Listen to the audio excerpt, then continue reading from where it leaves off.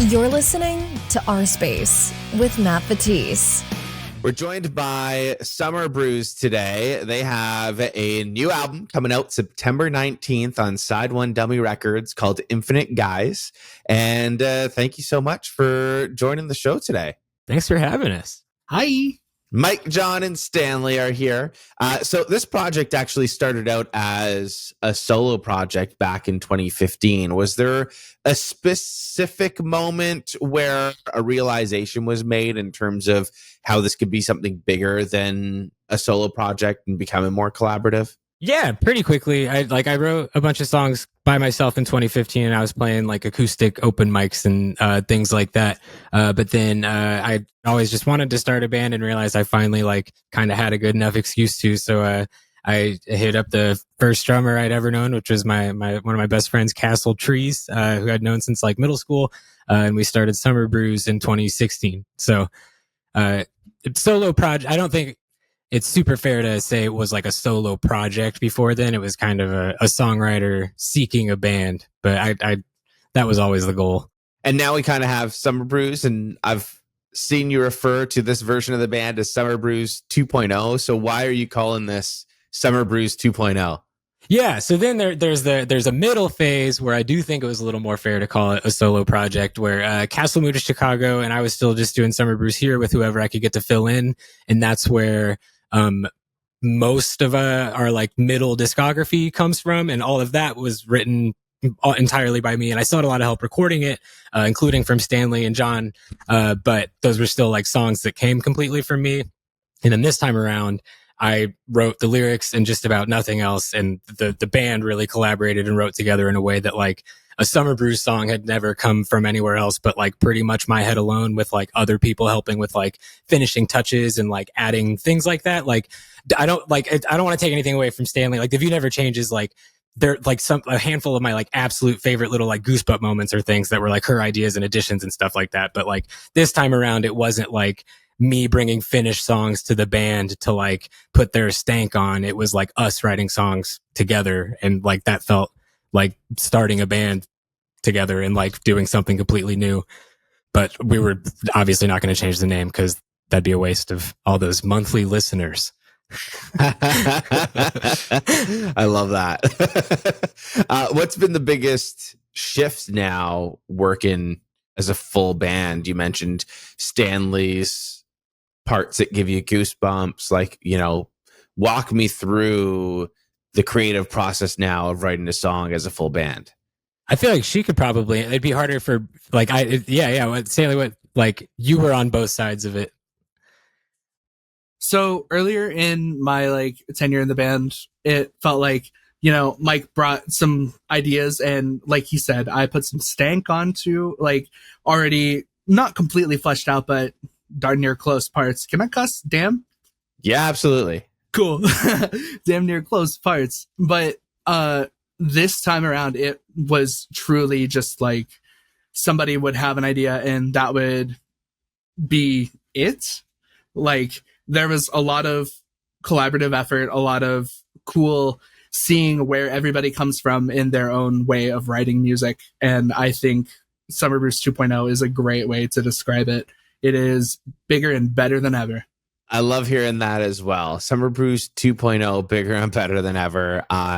Your band has also kind of been marked by both humor and grief as well. There's just so much emotion that's put into the band with a little taste of humor as well. So how do you balance writing heavy music and then also sprinkle in some of that satirical humor?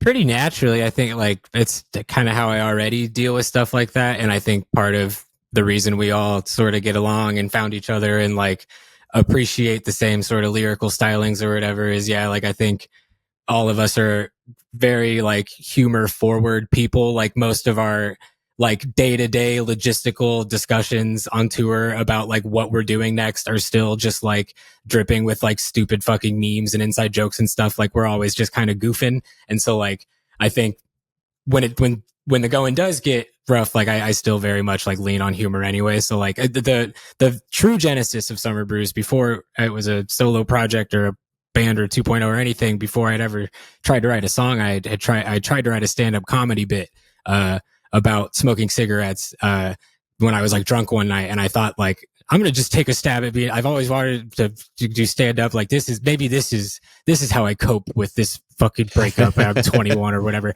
And then the next day when I went to look back at it, it wasn't funny at all. But I turned it into a song that became a Summerbruise song, and then now the band came from that. But like my first attempt at writing a song was an attempt at writing a stand up routine, and I think like that very concisely.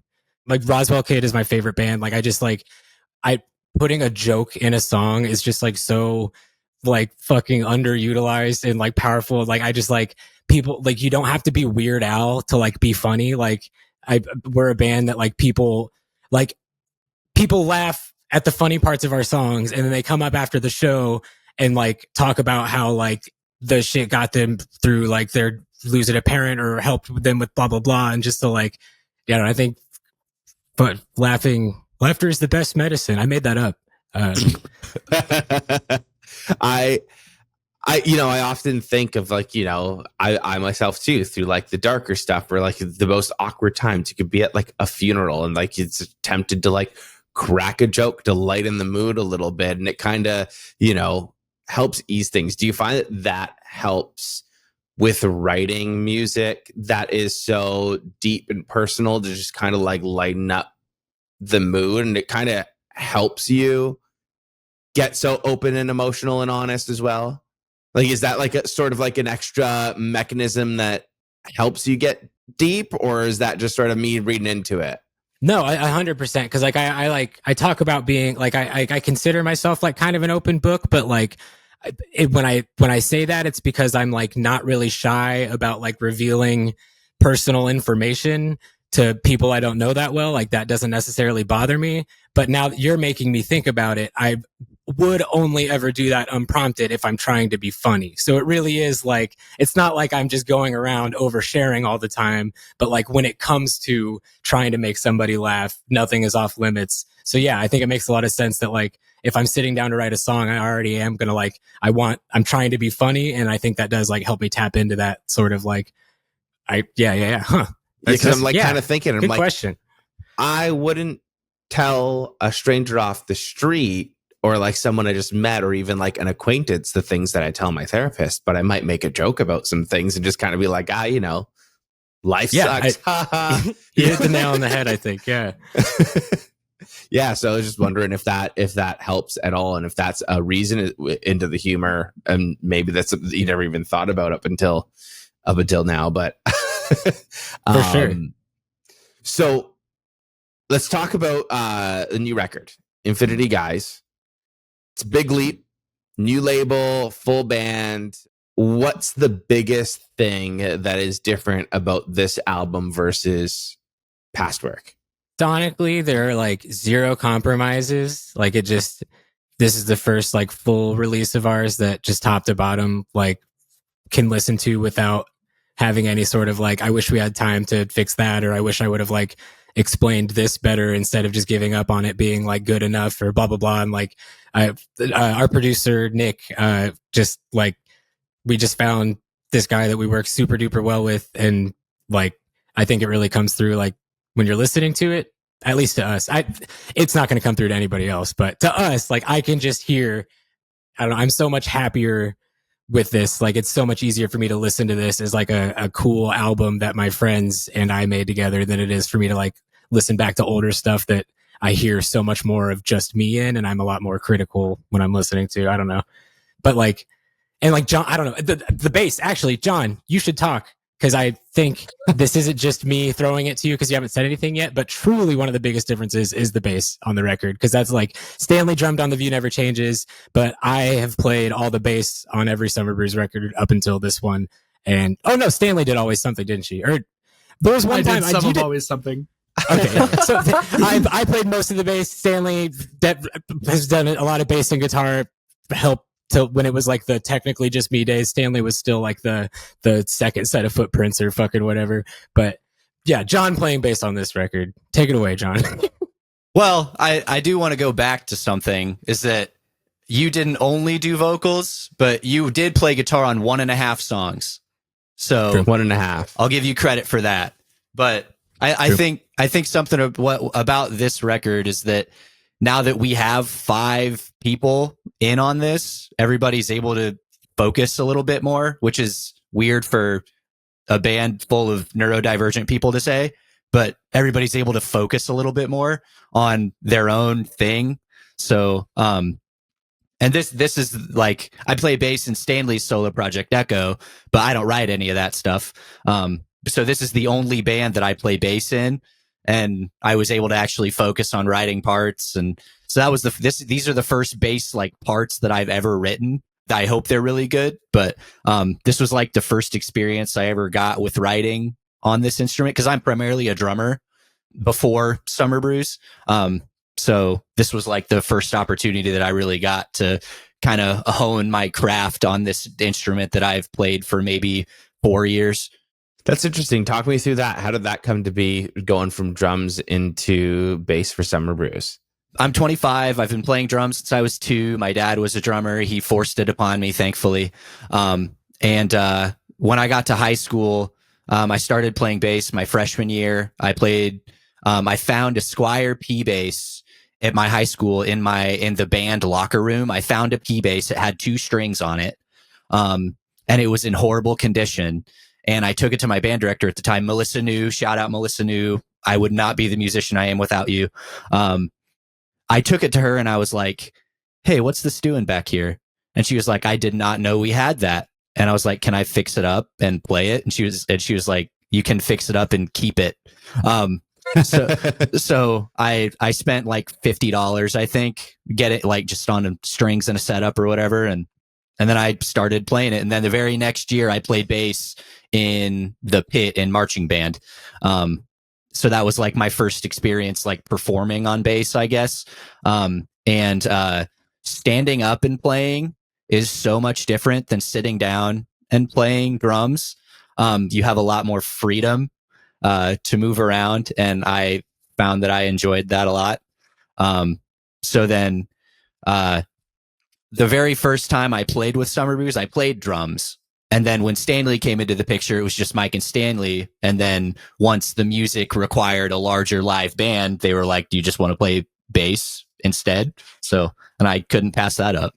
So that's how I made it here. And it's going from drums to bass is probably like the easiest transition, because playing bass is basically playing drums on a stringed instrument. That's the simplest way to put it, I guess. Yeah. And I think that's why, I mean, not to brag, but I think Stanley and I are very good rhythm section. And I think it's both because we're both drummers and both bassists.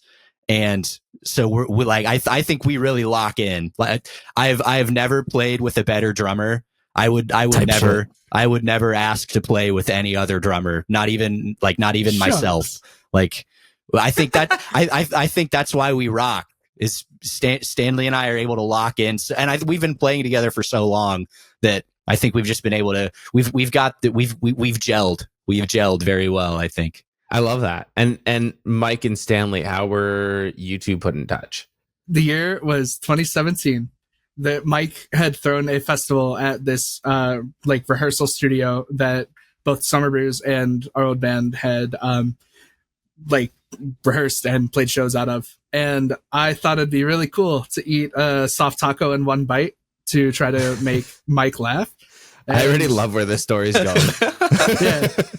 Now I've been in a band with him for like 6 years. So I think you should eat a soft taco in front of somebody in one bite if you ever want to impress them. Yeah. The middle of that story is I was obviously very impressed, and we've been best friends ever since. She helped me run the festival the next year, and also filled in for one of my bands with 1 day's notice that year. There was like a good period of time where Stanley was like this like fucking clutch bench player that every band was just scooping up for random last minute stuff. And that still happens here and there. But then I locked her down for Summerbruise, and John stepped up to the local The fill in, pass around, fill in role. Yeah. yeah. But now I fucking locked another one down, baby. Yeah. I don't know.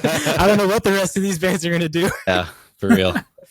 They're SOL. The tracks on this album, I want to go back to this album that you have coming out. Man, I Feel Like a Dumbass and Cookie Monster Snapback are pretty emo core titles, I guess.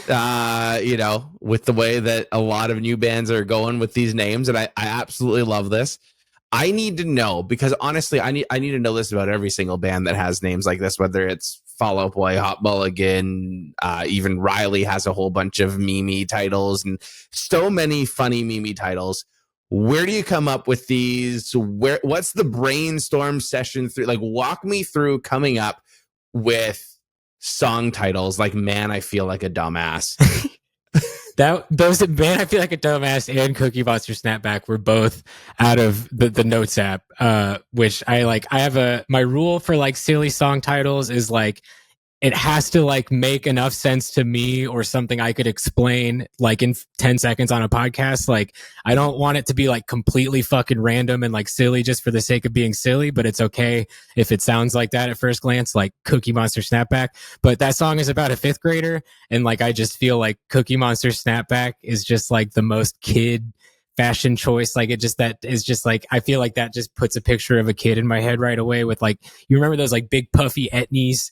And like I don't know, just like a pair of those and a Cookie Monster Snapback and like a fucking Normal People Scare Me t-shirt. I don't know. It's just about misguided youth. And I feel like a Cookie Monster Snapback is a good piece of imagery for a song about. It was originally called Celebrity Power Slap.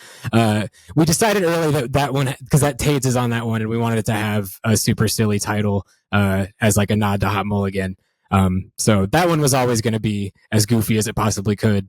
And then Man, I Feel Like a Dumbass was in my Notes app forever as Man, I Feel Like a Baby. But we didn't feel like that fit for the song very well, but then Dumbass did. But yeah, I have a note in my phone of funny song titles that like, if I feel like it's time to deploy one, we'll bust it out. But like, I don't want like the whole track list to be nothing but goofs. Like, I think there's a delicate balance. This is our silliest track list to date, though. It's like definitely. Goofs. There's a lot more to pick from, though. If this were a 7-track record, we'd have to be a lot more selective. Yeah. Now, are the song titles a collaborative effort, or is this just kind of something democratic? Yes, democratic. Okay.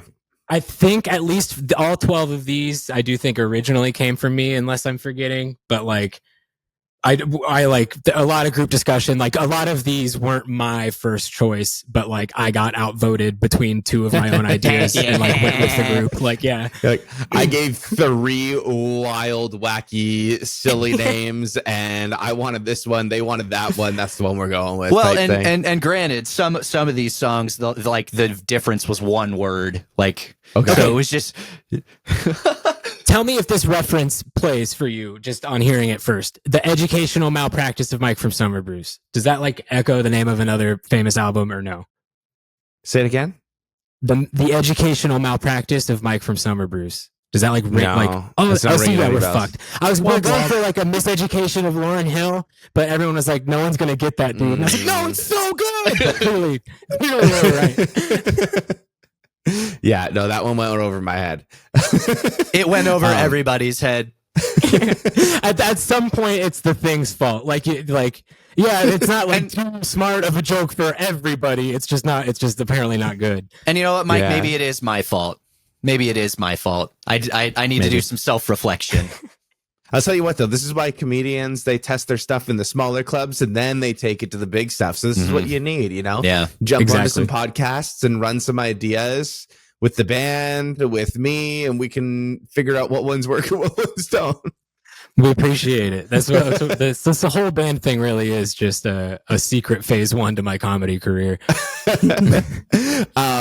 So let's talk a little bit about Cookie Monster Snapback. You mentioned Tades Hot Mulligan is in this one. How did that come to be? Let's talk a little bit about that. Tell me about that one. Yeah, it was really really hard to save up enough, but we all like put in a bunch of extra hours at our day jobs and pooled together. The 10 grand was worth every penny.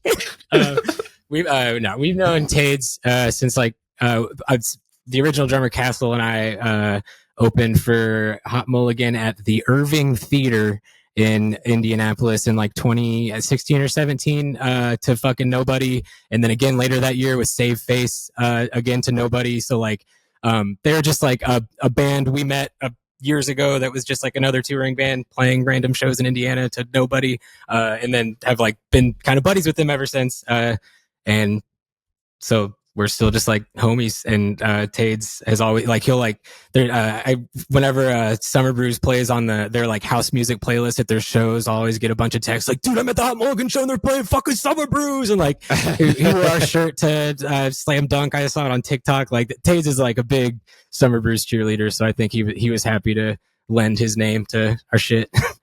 Yeah, I absolutely love that. And is that one going to be one of the singles before the album drops, or is that just going to be one thing that you got to wait for it? We thought it'd be like a little bit more of a flex to like, you know, we wanted Tades on it because that's our boy, and we thought the song sounded like Hot Mulligan because we started writing it. We were playing Ants Marching by Dave Matthews, and then Mitch started playing emo chords, and we were like, this literally sounds like a Hot Mulligan song. So then I started screaming some lyrics off my phone in like a Tades impression, and then that song, like unaltered, besides me singing it normally, like is Cookie Monster Snapback. So we were already like, dude, this sounds like we gotta get Tades on this, blah blah blah. So like it came about organically. So like I don't know, and we figured, just it's just a song on the album. It doesn't have to be like a yo, check it out, we got Tades on this shit, like big single drop. Like it's It's like it'll be a nice treat at the end when it finally comes out. Another single that you just released recently had another collaboration with Stoff from Carpool. Love Stoff, by the way. And I actually, funny enough, so Stoff and Carpool invited me out to Warped Tour in DC, and I was hanging out with them over there, and I was actually hanging out with Phil from Side One Dummy as well, and they were talking about you guys while we were over there as well, which is awesome, and seeing you guys have a song. And I know Stoff had mentioned that he's a big fan of your guys as well, so when that song came out with him featured on it, I was not surprised that you guys had a song with him and that it came out. So what's the story behind that latest single? It's, it feels like a deeply personal song, but talk to me about the story behind the song. That one, Stanley and Stoff came to visit at the studio, and I was outside hanging out with Mitch and Nick, and Stanley and Stoff were inside like jamming on something. Like Stoff was playing guitar and Stanley was playing drums, and I was like, oh wait, like I like ran away from the conversation outside. I was like, hold on, like this sounds sick what they're playing, like I'm gonna go like get in on this. And I like pulled up some lyrics and was like, guys, I got something for this. And Stoff was like, bro, this is a Carpool song already. So those lyrics were Van, and then we had a different instrumental that I was like, I think they'll fit something else. It's fine. And then Stoff made the most sense to have him on that one since I wrote it to a Carpool song. I love that. You said before your fear of death is woven into the band's DNA. So how do those experiences from 2017 still shape that process right now creatively? Yeah, maybe a little more fear of other people dying, or even I'd say I feel like I fear death and fear losing my loved ones like a super normal amount. Like I don't think anybody like isn't a little bit worried about that, and I don't think I'm excessively worried about that. No, if my wife was in the room right now, she would have done a big fucking face. That's probably not true. Stanley, I don't know. For me, I feel like it's a lot of processing those specific events more so than it is like, exploring themes of death and mortality. Like for me, it feels way more concrete and grounded and just like journalistic commentary on specific events. But I'm sure that is like very much informed by whatever subconscious freakouts I do have about death.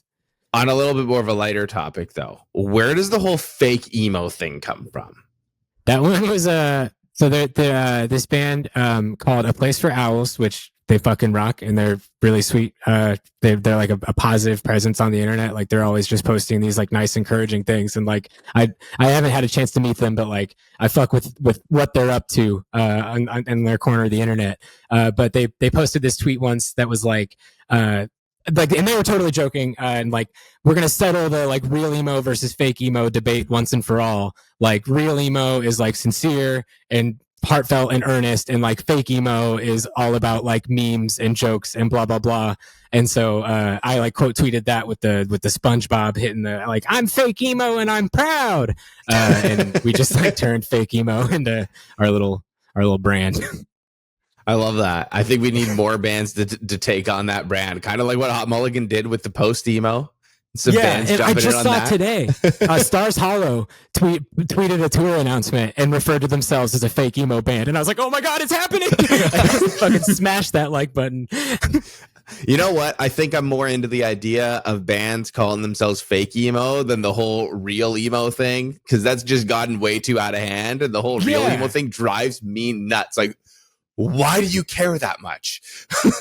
And it's especially as far as like our like us and Carpool and Equipment and Carly Cosgrove and like all like there's so many bands that like belong in the same playlist, but like pop punk paints the wrong picture, like power pop, like they're not emo. Like, so like, I don't know, like the idea of like all these bands that everybody just calls emo because they're friends with some emo bands or because their guitarist listens to enough emo for like, you know, it just like, we're not an emo band, but we get called an emo band. And like, I think like calling that, whatever you call that, just fake emo, like really works for me. Like it. Fuck it. Fake emo. I love that. I love it. I'm going to start using that as well. Like, what type of music do you like? Fake emo. Which the Stars Hollow thing does kind of throw a wrench in it. Cause I feel like if anything, they've got a little bit of real emo cred, but, we'll take them. You know, it's like we're not an exclusive club by any means. All are welcome.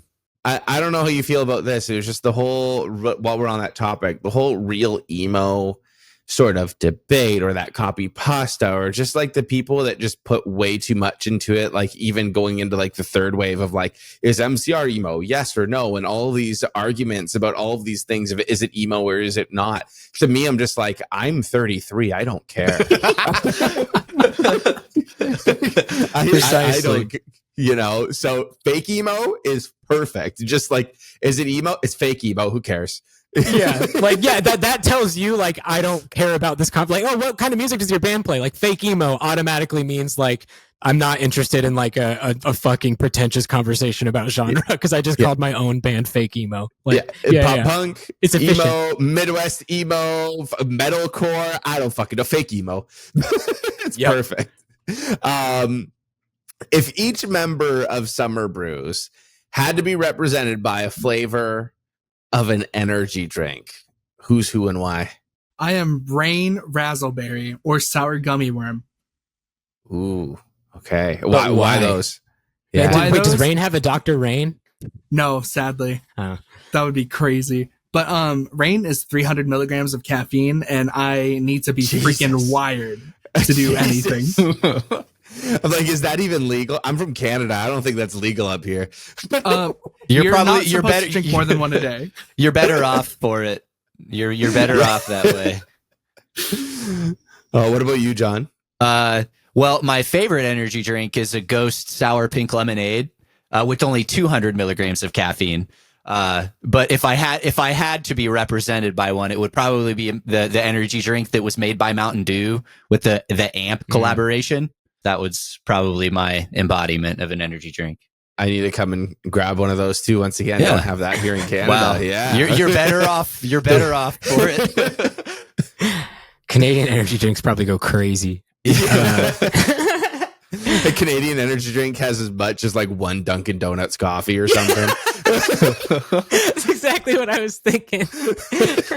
So good. Well, wait, I think I'd be like the smallest, most modest, like plain original flavored Red Bull. The sugar one or no sugar one?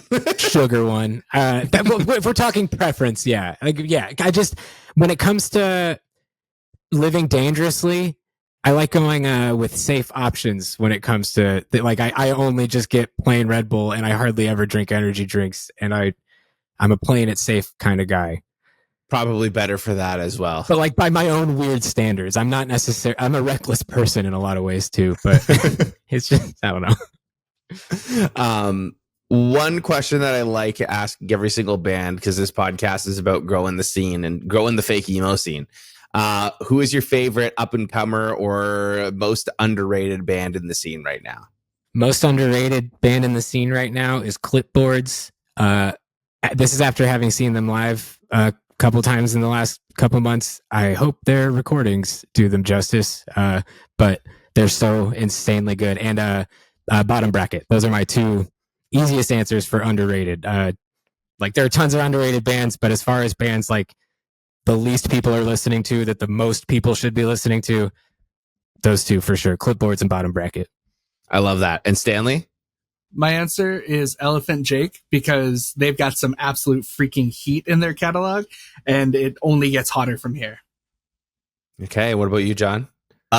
Mike and Stanley used two of the bands that I was going to use. I was just being nice and leaving Elephant Jake for you guys. My two were Elephant Jake and Bottom Bracket, but I have a secret third. Manor Gates from Columbus, Ohio. They are like industry plant levels of good. The very first time I saw them at Ace of Cups on a weekender that we were doing, I could not believe that we were in an empty bar in Columbus, Ohio. That they should have been playing to hundreds of people. They're unbelievably good. And you guys have a new record coming out September 19th. People can stream it Spotify, Apple Music, wherever they get their music. Side One Dummies. Infinity Guise is the name of the record. The band is Summerbruise. Is there anything else that we didn't talk about that you wanted to promote? Any tour dates or anything like that we haven't touched upon that people should go and check out or do? Trans rights, Free Palestine. Hell yeah. That's another thing that we can definitely promote. I love that. First person to say that actually on the show, which is fantastic. We are wrapping up here. Thanks so much, all of you, for coming on the show. If you're watching this on YouTube, remember to hit subscribe. If you're listening on Spotify or Apple Music, remember to hit follow and leave a rating. Summerbruise, thank you so much, Mike, Stanley, and John, for coming on the show. Dude, thank you. Yeah, thank you. Hell yeah. Thank you for listening to Our Space with Matt Batiste. If you enjoyed yourself, please support the show by subscribing and leaving a review.